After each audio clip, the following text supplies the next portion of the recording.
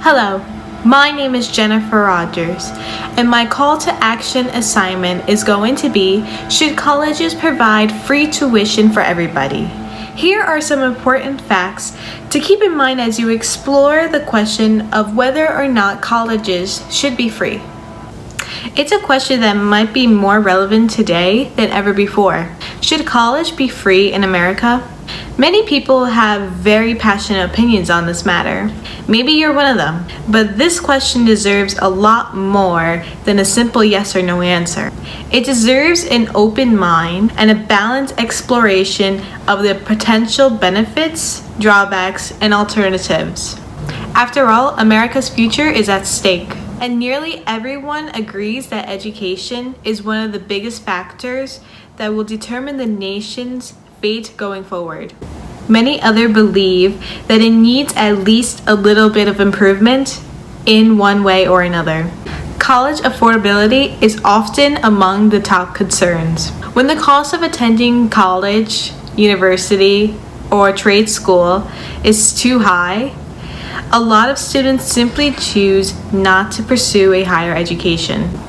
And that leaves many of them ill-equipped to find good employment, let alone to attain the American dream. High costs also leave some college graduates with levels of debt that hamper their abilities to attain at least a middle-class style.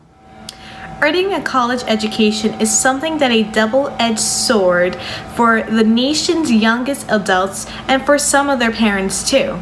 Society dedicates that some form of secondary education is an absolute must for lifetime success.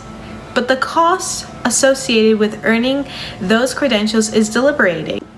According to the Washington Post, the average college student will graduate with $25,000 in debt.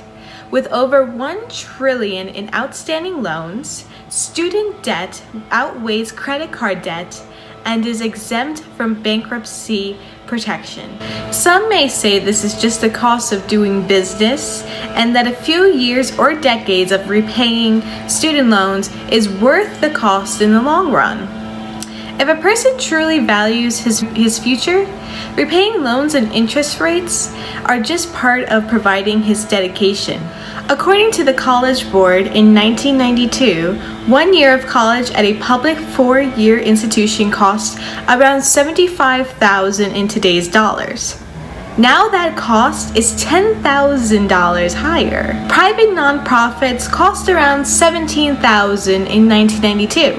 Today, the cost is nearly $24,000. The cost of college is a runaway train at this point. College cost has risen faster than the inflation rate for decades.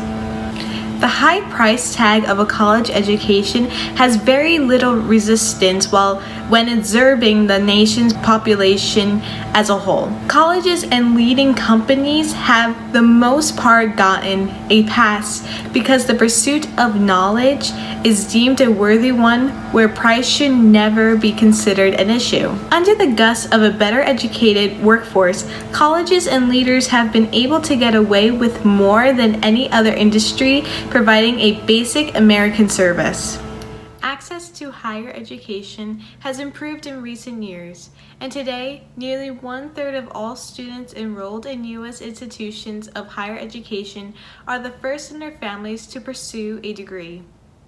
Despite the growth in college access, there is still a disparity in graduation rates between first-generation college students and their peers. Here are some facts about where the concept of publicly funded education comes from.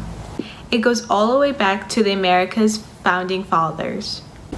In 1785, John Adams wrote, "The whole people must take upon themselves the education of the whole people and must be willing to bear the expense of it."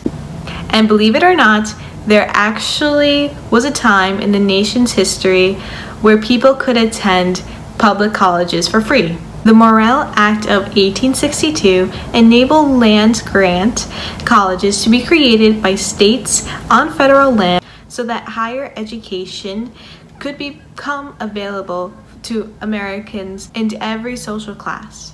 The aim was to promote the liberal and practical education of the industrial classes in the several pursuits and professions in life. Pros and cons on whether college education should be free. Pro: student debt will no longer crush the young generation. If an American college student is able to graduate with less than $10,000 in student loan debt, they are considerably lucky. The average is $37,000. Con: the young generation won't know how to handle finances. College is full of learning experiences, one of which is learning how creating a budget to save money. College loans are often the first major financial dealing that people work with. Paying them off is in a timely manner proves you know how to budget your money, skills people use again and again. Pro: student might have more freedom to choose a major they enjoy. Whether it is influence of parents or knowing you need to pay loans back as quickly as possible, current students are often guided toward practical majors that have more of a luxurious post-graduation income. Con: college might not seem important. If higher education at public schools become free, it might appear to devalue a college degree. It might also lead to students cutting more classes or not trying because they don't have to get their money's worth when they aren't paying for anything. The current price of college drives students to complete their schoolings as quickly as possible so as to reduce debt. Without that financial drive, we might see more laziness, lack of a desire, behavior from our students. For a college education to really have the intended impact on an individual and a society as a whole, it needs to be affordable or completely free. It is a basic American right. Thank you for watching.